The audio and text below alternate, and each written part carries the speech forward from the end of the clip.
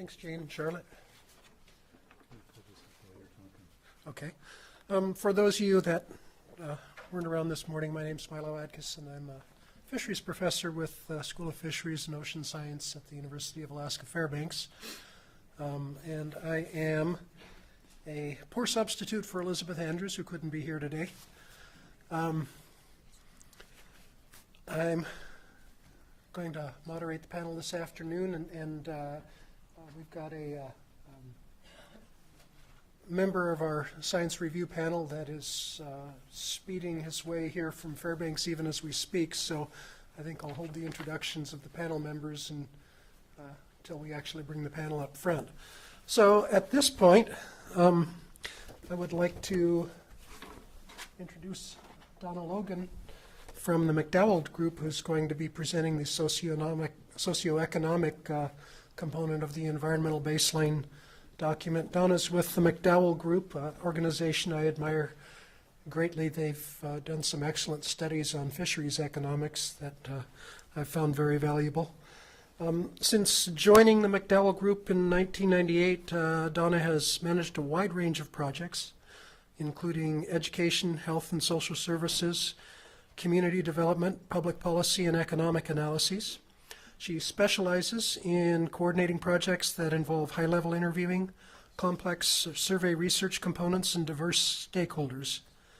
Donna enjoys the ability to develop excellent friendships and long-term client relationships through her work. As one of the McDowell Group's senior staff members, she manages the firm's Anchorage office. Before joining the McDowell Group, Donna worked extensively on international business development and emerging market issues for the state of Alaska. Before moving to Alaska in the 1980s, she worked for an Ottawa-based international trade and investment consulting firm and the Canadian Chamber of Commerce. Donna holds a master's degree in international political economy from the Norman Paterson School of International Affairs, Carleton University. She lives in Anchorage with her husband and two sons and says she enjoys gardening and fly fishing. It's something else I could learn from her. So come on up, Donna. Did I write that? I don't know. No, I bet somebody in your staff did it for you. That's great. So Okay. There's a pointer right there. Okay, super. And there's a lot of people on the web, so if you can stay close to the microphone. Okay, super. Thank you very much. Well, first of all, I just want to say thank you for this opportunity. It's really, from McDowell Group's perspective, having some review of our work, addressing any questions, concerns, hearing how we can do things better, it makes us do our work.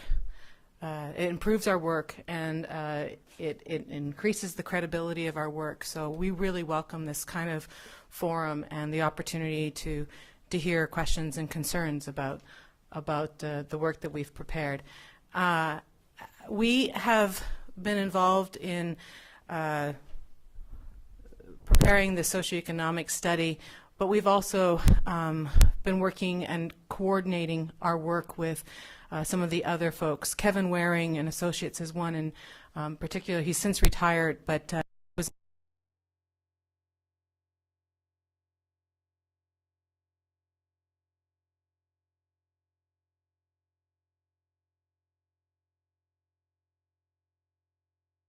not easy to socioeconomics. Socioeconomics is very broad, and what it means and how you can, and the factors you need to consider when you think about explaining or trying to describe or characterize a community.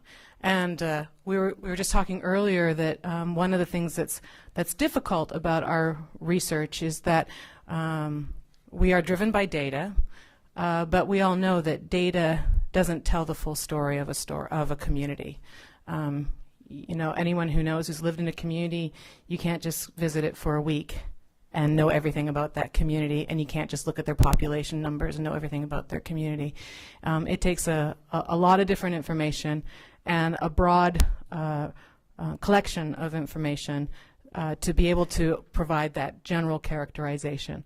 But does it mean that we have captured the full story of any one community? I think the answer is that's very difficult to do. And we continue to strive for that as social researchers. So with that, So McDowell Group, again, there was a brief introduction, but we've been around for a long time. If you're not familiar with us, we are an Alaskan firm. We've been in business for 40 years, which is a long time. And we like to tell people that we've studied Alaska over 2,000 ways. And, you know, we're a multidisciplinary firm.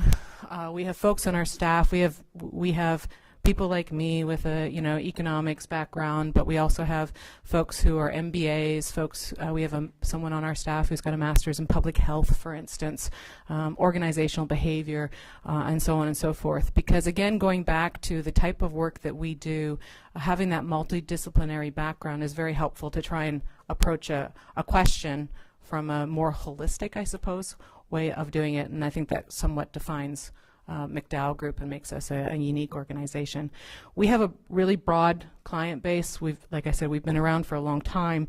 We've worked with, I think, virtually every department of the state, as well as done a lot of work for the federal government, local governments, nonprofits, done a lot of work with the Native community as well, and certainly work with the industry as well. And a diverse industry. Some of you may be familiar about our work that we do for the visitor industry, the Alaska Visitor Statistics Program, which is a very large research program that provides a lot of data on visitors to Alaska. But we also, for instance, prepare the salmon report for ASME and have done a lot of work in commercial fishing. We've also done some work in the health sector, in education, as well as community development, industry development, transportation, and so on. So it's a pretty diverse resume we have, and we also offer kind of a diverse range of services. So we didn't do any surveys as part of this work. McDowell Group does do quite a bit in the area of social research survey work, be it intercept or mail or so on and so forth. So that's just a little more background of who we are. I also mentioned we are actually headquartered in Juneau. We're kind of a weird business model, I think. You think mostly people are headquartered in Anchorage with a small office in Juneau. We're the other way around, and it has to do with the founders of our firm coming from Juneau. A little more background on the type of work we've done. When it comes to socioeconomics and baseline development, we do this literally every day in our firm.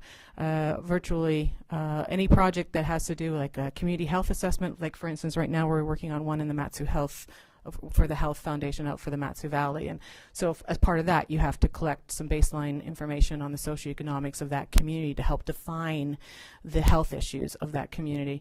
But also comprehensive planning projects like Kenai Peninsula Borough. We've done work in Kodiak and so on and so forth. Community development initiatives and so on and so forth. We've also been involved in some pre-NEPA work with the mining industry, some of the ones, the Kensington, Windy Craggy, the AJ mine. But we've also have a pretty extensive background on working on NEPA related analyses and such. And we just provided a sample of some of that work here just to give, again, a little more background on who we are. So the EBD scope of work, part of our job was to take a look at the, is this mic working? Okay. Part of the job is to take a look at the data that's out there that helps describe the socioeconomic nature of the study area. Part of our job is to analyze the strengths and, frankly, at times, the limitations of the data. And then, where we can, fill in the gaps. So the baseline document provides it's like 69 pages or something like that in length. I think there's something like 200 tables, something like that, and over 40 figures. So there's a lot of data in this, representing a broad range of of factors, including demographics. Demographics are, age, the characterization of gender and so on and so forth, makeup in the community. When we say cash, when we're talking about the economy, I want to be really clear that we understand the difference between a subsistence economy and a cash economy, and what the socioeconomic chapter is focusing on is the cash economy. So when I say things like when I say a poor community, I don't mean that it's poor when it comes to income, but not necessarily as far as the riches of the subsistence resources and such. So I want to be really clear about that, because I certainly don't want to offend anyone by suggesting elsewise. And then we also looked at, and so when you look at cash economy, there's the regular cast of characters you look at there have to do with your employment and so on and so forth, employment and income levels and so on and so forth. And then community infrastructure, we did not conduct an audit of the facilities to evaluate the quality, but rather we described what was available within the communities, looking at utilities, various utilities, as well as health and social facilities, health clinics, but other types of facilities that might be like community halls and that type of thing. The schools, descriptions around the schools, and looking at data, some education data that helps define, again, the size of the schools, where enrollment's going, what the success has been, the performance of the students at that school.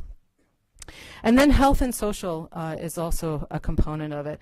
And this is not, there's an emerging field called, an emerging area of study that's called health impact assessments, and it's still developing and still not sure where it's going to go, how it feeds into the NEPA process and such, but that kind of process really collects more detailed information on the health of the region. That data is very difficult to work with and to understand and to interpret properly, and so it's tricky for sure, but that is not what we did in our in our chapter. Rather, we took publicly available data such as vital statistics, births, deaths, that kind of thing, and then looked at crime statistics and those types of things when it comes to the social environment. So our methods, again, we started collecting data in 2005. That was the first year that we started working with Pebble, and we collected data through 2009. 2009 is a few years ago now, so we recognize that some of this data is now out of date and certainly could be updated. There's a very important event that happened as well since 2009 when it comes to social research, and that is the U.S. Census had their 2010 census. So that is not part of the EBD, and at some point I suspect we'll get into a discussion about the 2010 data and what kind of issues that may pose for if and when this is updated.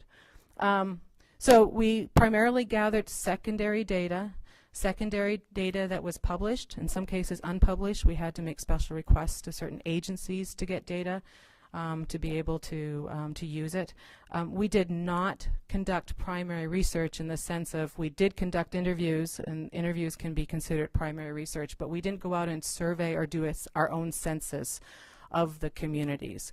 We were really relying on the available data. The key informant interviews, we contacted folks in many of the communities just to verify whether the information that you see is right. What are we missing, and just making sure that we're doing our best to capture and describe what's available in that community. Some of our challenges, there's a lot of challenges around secondary research, of course, but one of the things that we always look for when we look at statistics is whether it's coming from a reliable source, that it's credible, and so there's of course the U.S. Census is an example of that, but there's Department of Labor and workforce development. And also there's some other information that's coming from private researchers as well that we've incorporated. So we need to evaluate that, and so we feel that the information that's in the report is we feel it comes from credible sources, or else we would not have used it. We also, because of the fact that it's a baseline and expect that people are going to want to track and continue to monitor the socioeconomics, we want to look at indicators that can systematically be updated, and that's important too. Is it related to the geographic area? Sometimes it's tempting in socioeconomic research to try and use proxies, meaning, they don't have anything in Southwest Alaska on this information, so let's just see what they've got going on in the North Slope and just kind of relate that to the Southwest. We tried to avoid that in the baseline, but sometimes that can be a useful way of using data, but in this case that was not what we did. And we really asked ourselves, is this the best data available? And we kept on digging to make sure that we got what we thought was the best data available. And we're certainly open to hear if there's other data out there that we're not aware of, because that would be wonderful to know about. A lot of people assume when it comes to socioeconomic data as well, and when we're talking about communities and families and households, that there should be a lot more information out there, a lot more data out there than there is. But there's some ethics and there's some legal issues around releasing certain data about people, and so and that keeps us kind of hamstrung a little bit, because we can't. I'll give you an example. 2000 and up to 2007, we used to be able to get the Department of Labor data on employment. We could tell you for every one of your businesses that are represented here how many people you had working for you by month, and we could work out an annual average. We would know where you reported that employment, and so on and so forth. But the federal government doesn't like that anymore. They feel that that's an invasion of privacy. So the Department of Labor cannot release that information anymore in that format. And so now, if you've ever noticed Department of Labor data, they have things like, they'll say the name of your company and they'll say a range of 250 to 499 employees. I don't know if you've noticed that in the data. And it's, well, that might be helpful in some ways, but for what we do, it's frustrating. So that's an example of confidentiality, and that we ran into that as well. And also when it comes to small communities, some of the information is just considered too sensitive, because there's just such a small population that you could be violating some privacy issues around there too. That's particularly important when you look at health data. And then the other challenge we have is the integration with the other disciplines. Like I said, we know and understand that the socioeconomics is woven throughout the transportation and the power and governance and so on and so forth. Subsistence, of course, we certainly appreciate that. And it's a challenge of compartmentalizing, just having a chapter on socioeconomics, recognizing that, subsistence is a huge component of these communities. But we've referred to those other chapters in our chapter, and we've tried to provide in our chapter some description of those other disciplines, so that it's recognized that we understand that there's more to be said, and there's probably more work to be done on integrating. So what's involved in this, and how do we define the areas that we are studying?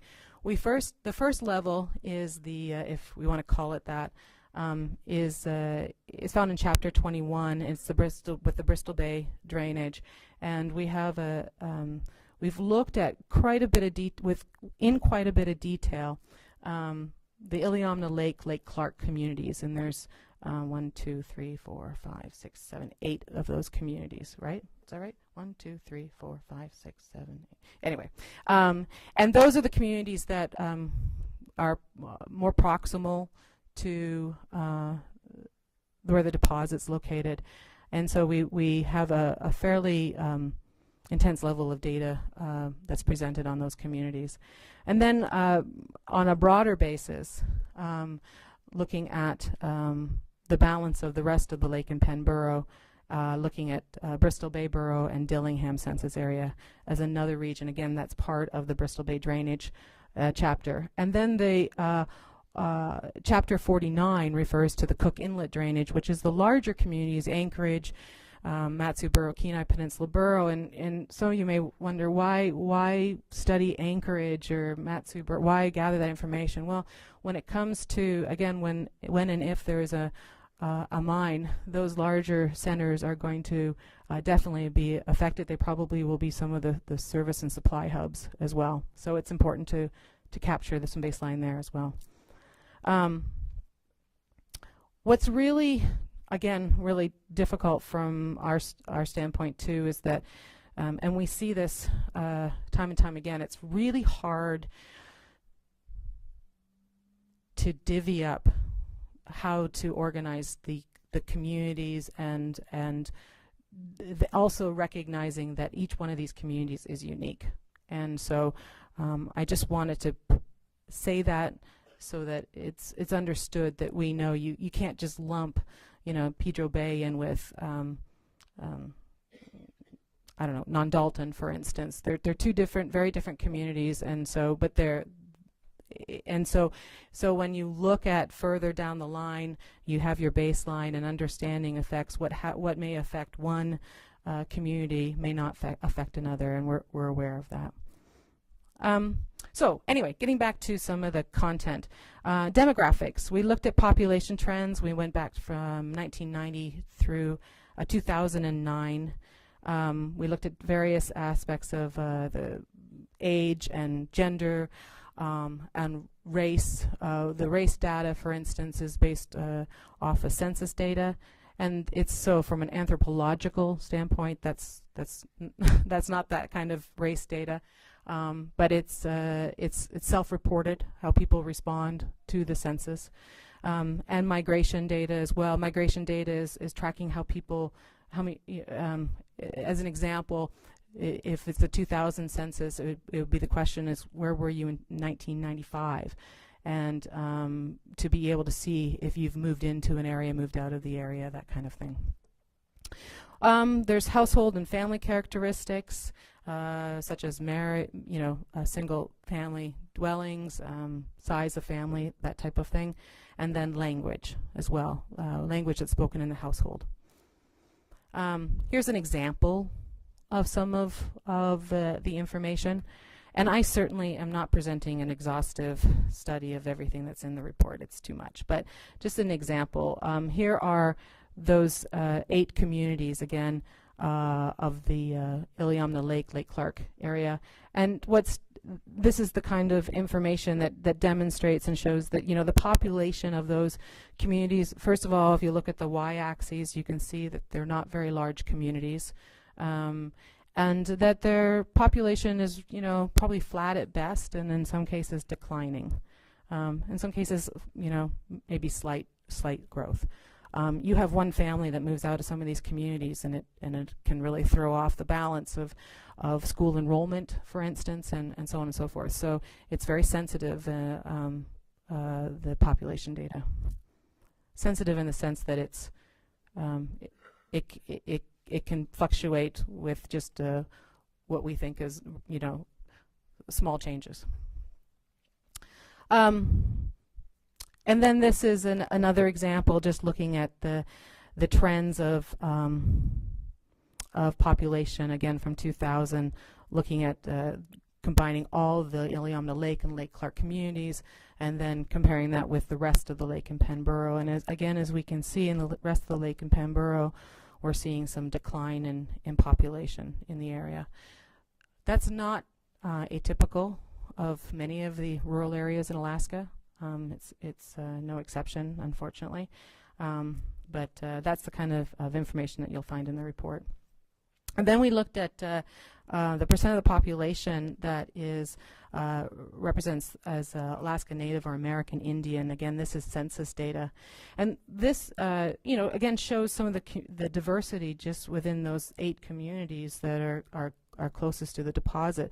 We have some communities that are obviously predominantly majority Alaska Native in composition, and other communities less so. Port Ellsworth, 22% are Native versus Iliamna 58 and Pedro Bay at 64. It again kind of reflects some of that diversity within those communities, amongst those communities, I should say. And then just kind of comparing it on a broader, looking at that broader level, you have 80% of Lake and Penn Borough. This is 2000 data, so it's dated, but 2000 data, 80% Lake and Penn Borough are Alaska Native American Indian, compared to 45% in Bristol Bay. Okay, economy, again looking at the cash profile, but also we do provide a little bit of background on the subsistence and recognize the integration between the subsistence and the cash economies there. And looking at employment and unemployment, looking at presenting as much data as we can there for each of these communities. We did present the data that was available up to 2007 on employers, for instance, that example I gave you. That is in the report. And then, commercial fishing is obviously a big part of the community. So there's quite a bit of data in there around commercial fishing, permits fished, crew, and that type of thing. It's important to capture some information around capital improvement projects. These are often very important sources of funding coming into these communities for jobs and for the infrastructure, very critically important. So we wanted to capture that information where we could.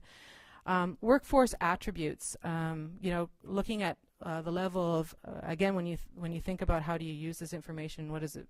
It's important to know what is the educational attainment within the region. So when you're looking for employability, and it may not be employability at a mine, it might be in another business that's providing a service to the mine, or it could be just a business that's that's because you've got more money in the economies and you may have more business opportunities. So looking at workforce attributes, occupational data as well. Household income, that's off the census data, presenting some of that information, as well as public assistance, because the transfer payments in some of these communities is very important. So again, just some examples of the data. Looking at median household income, this is 2000 U.S. Census data. Again, I think this very clearly shows, again, that diversity that I'm talking about.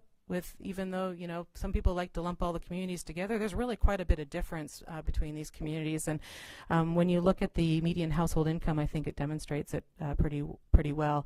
Only 2 of these communities, Port Ellsworth and Iliamna, exceed the statewide average. The rest are below, and in some cases well below. Some of these communities are some of the poorest income communities in the state. And then when you look at per capita, it's just taking that household income and basically dividing it by population, so you can get the per person spending. Then you can it's just looking at the data another way. You can still see that diversity there.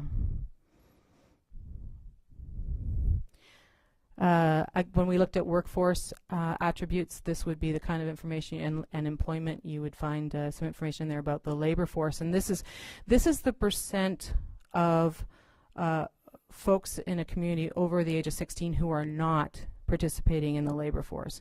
Not participating in the labor force, it means that they are not looking for a job. They're not working and they're not looking for a job. And in rural Alaska, as you know,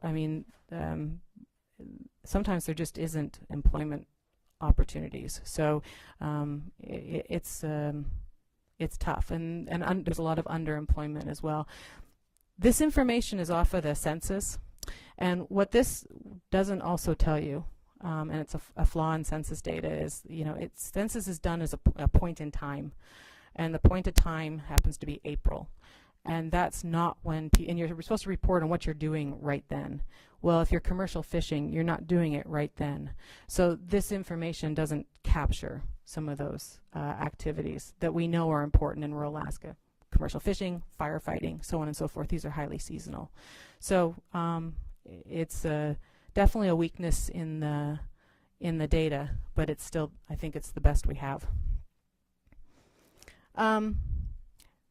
When we looked at the number of employers, again, another way of characterizing the area is looking at the level of private sector or business or employers in each of these communities. There's not a lot of businesses or a lot of employers in these communities. You have the school district, health clinics. You might have someone working in public safety, for instance, and the tribal council as an example. But there's not a lot of private sector employers in the area. So there's not a lot of opportunities there right now. So then looking at cash economy, a very high level representation of some of the key sectors in the area.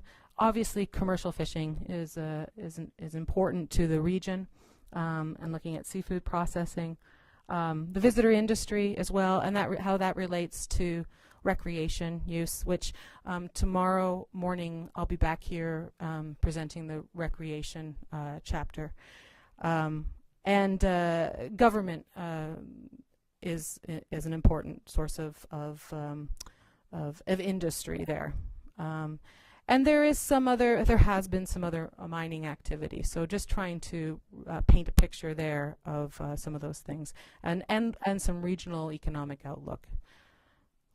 So here's an example of some of the information. Here's, and I know there's a lot of people in here who are very well versed in the commercial fishing sector and such. But the point of this slide is just to show that in the 1990s you had some real strength in the commercial fishing, and this is, by the way, is combined drift net and set net fisheries.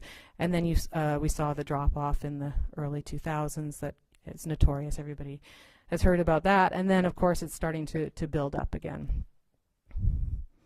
So it's just that trend that's important to recognize.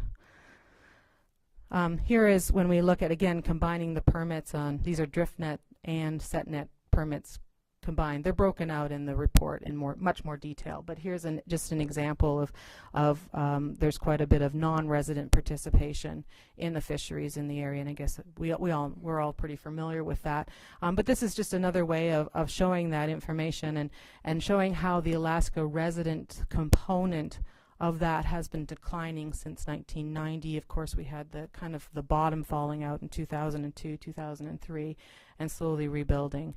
But as the Alaska resident participation is declining from 1990, you saw the non-resident participation increasing slightly.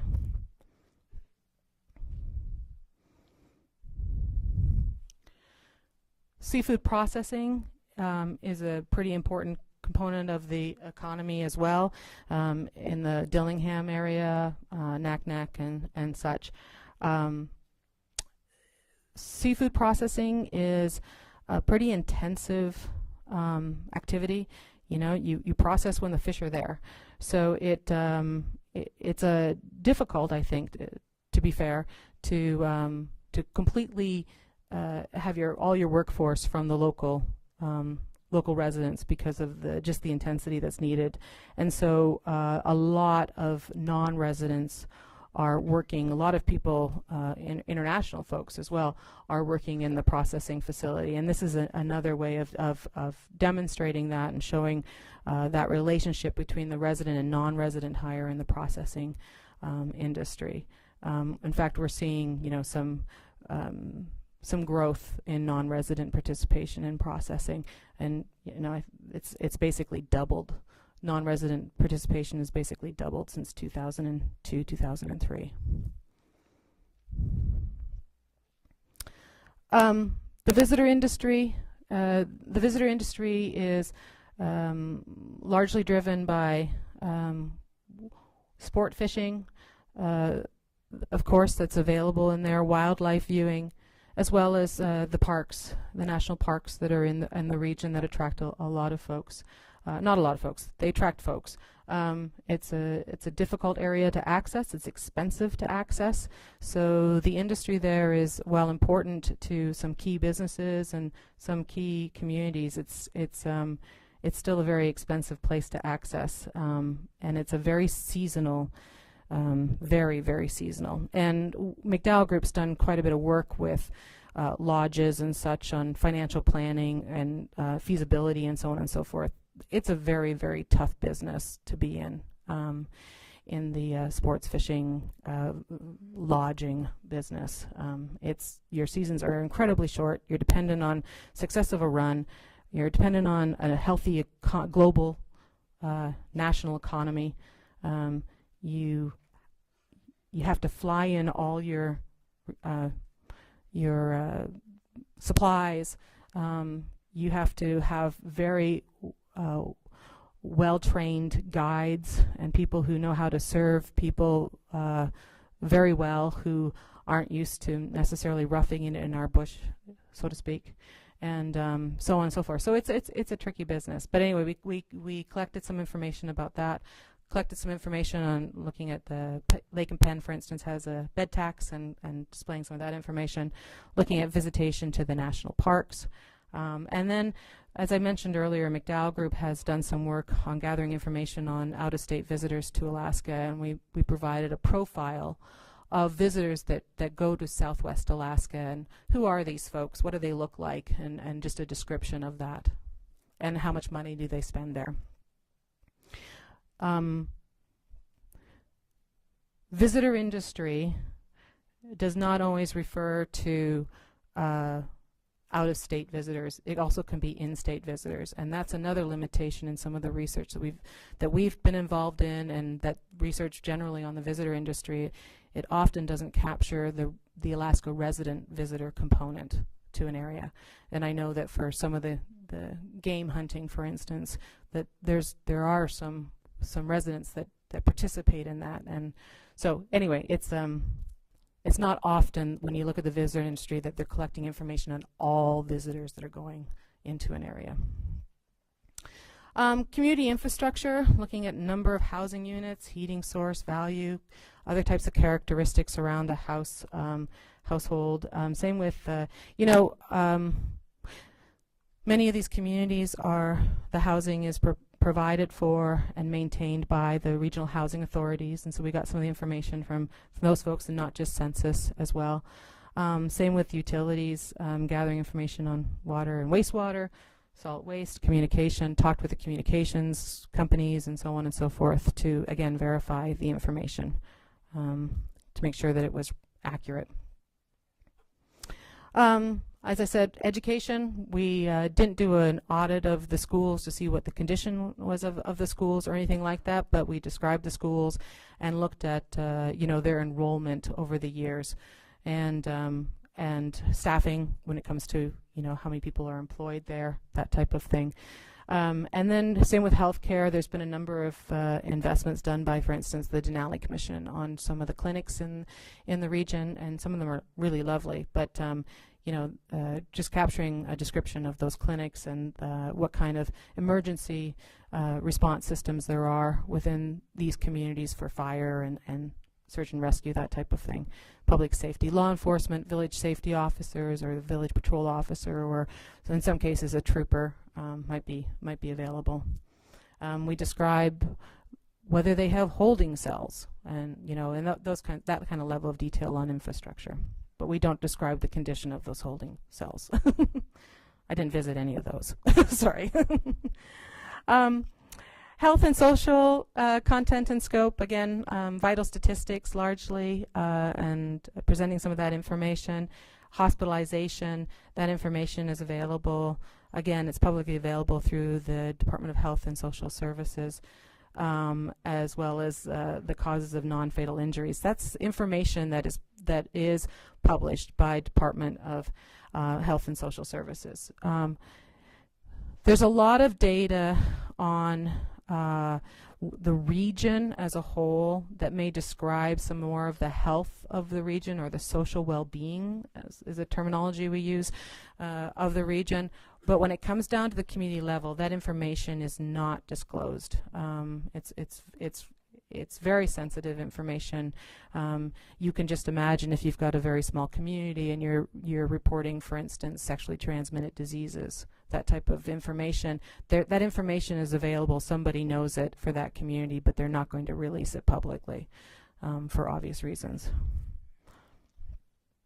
Collected crime data. Again, same kind of situation with health as it is with crime. It's difficult to get the data on a community basis unless it's a community of some size.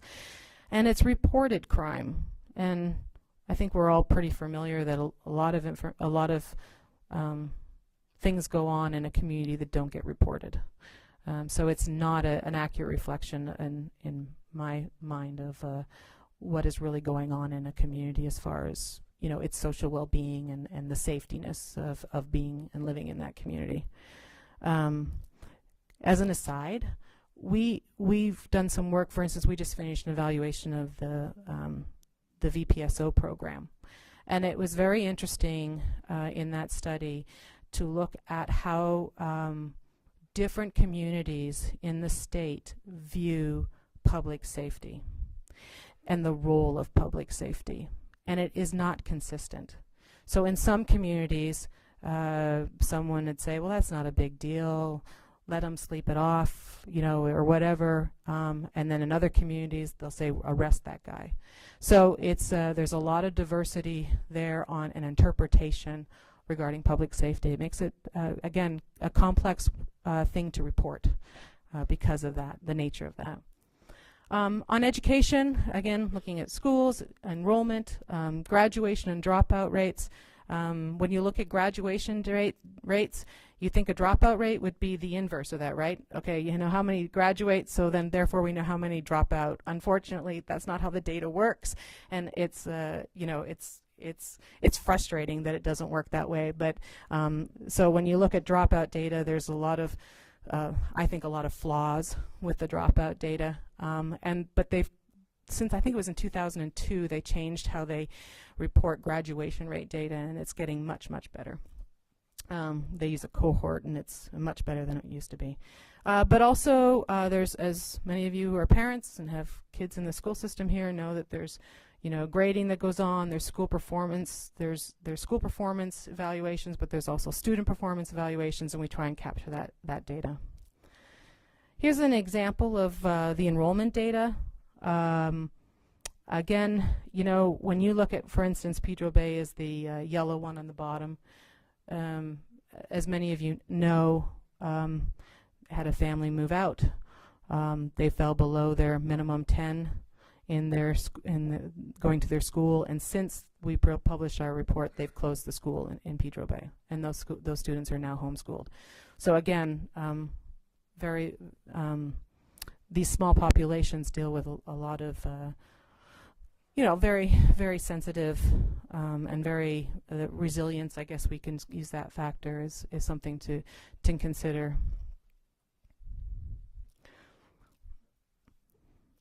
Looking at graduation rate data, 46% of the folks, the kids who start in grade 9, 40% of those students who started in grade 9 graduate in grade 12, by grade 12.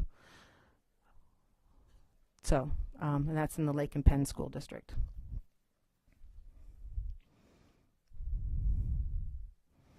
So, in summary, and I don't know if I'm supposed to stand up here and take questions or whether I'll go to the panel, but in summary, there's a lot of data that obviously I didn't present today. I don't want you to nod off too much, but given our experience in working on these types of reports and these types of studies be it for any kind of development project, I'm not aware of a more extensive socioeconomic baseline that's been conducted in Alaska. We certainly haven't participated in one that's been as extensive as this.